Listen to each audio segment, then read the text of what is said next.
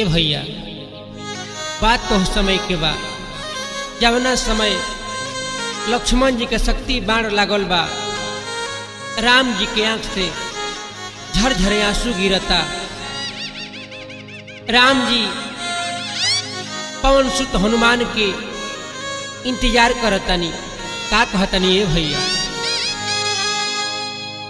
रोई रोई कहे श्री राम जी,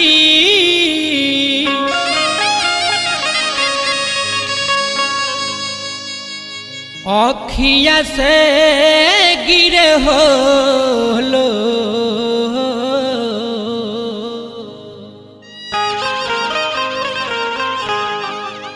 अभिले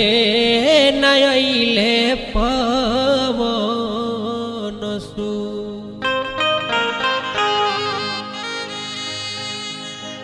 अभिले नयले पवन सुत, हो खेला गल भोर, अभिले नयले पवन सुत। रोई रोई कहे श्री राम जी, अखिया गिरे होलो, रोई रोई कहे श्री राम जी, अखिया गिरे होलो, अभिले नयले पवन सुत, अभिले नयले पवन सुत, हो खेला गल भोर, अभिले नयले पवन सुत।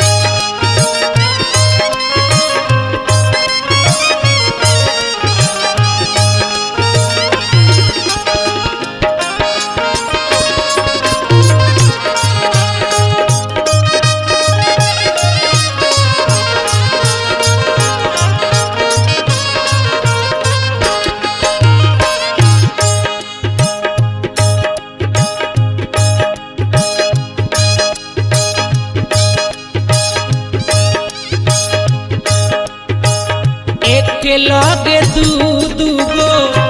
गीता सजई है, लक्ष्मण बिना ना कबो राम रहे पई है।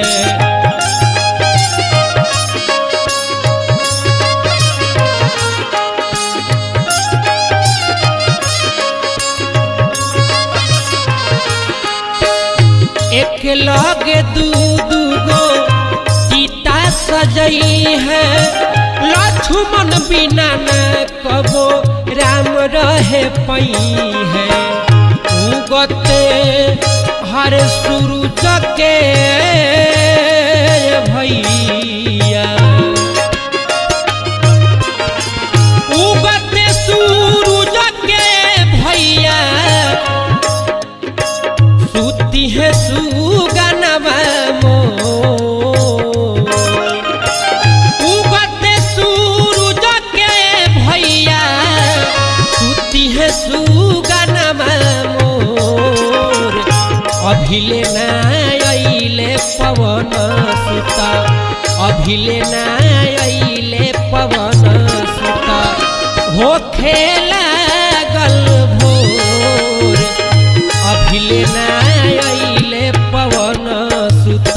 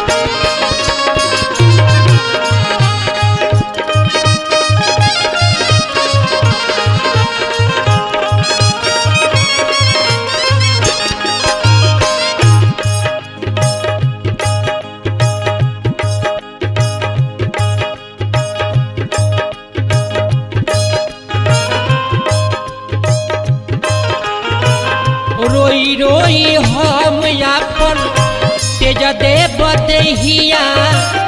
भाई के भाई से टूटी जब नेहिया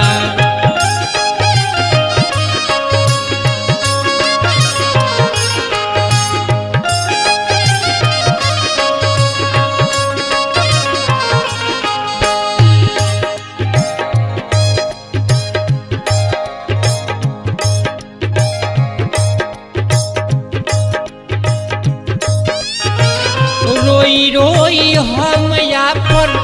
तेज देव देहिया भाई के भाई से टूटी जब नेहिया अब बिलमाव जानी हनुमत अब बिलमाव जानी हनुमत टूटी है सरवा के डोर अब बिलमाव जानी हनुमत टूटी है सरवा के डोर कहिया ले आई है पवन सुता कहिया ले आई है पवन सुता हो खेला गल भोर कहिया ले आई है पवन सुता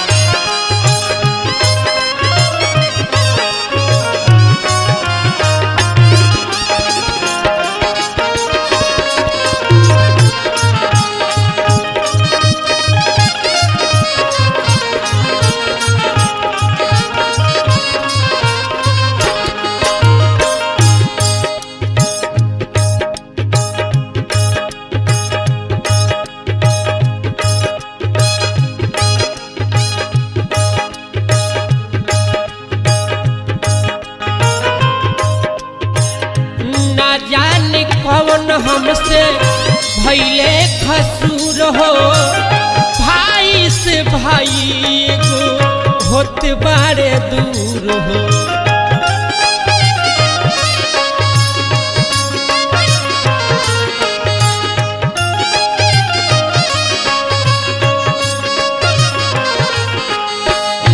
ना जाने कौन हमसे भैले खसूर हो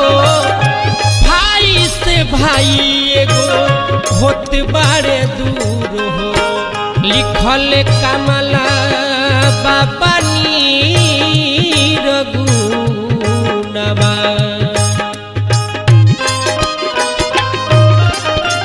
गावे पंकज पुरी नीर गुनवा दोनों हाथ के जो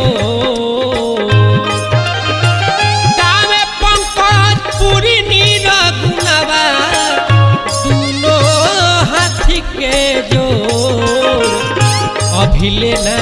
आइले पवन सुता अभिले ना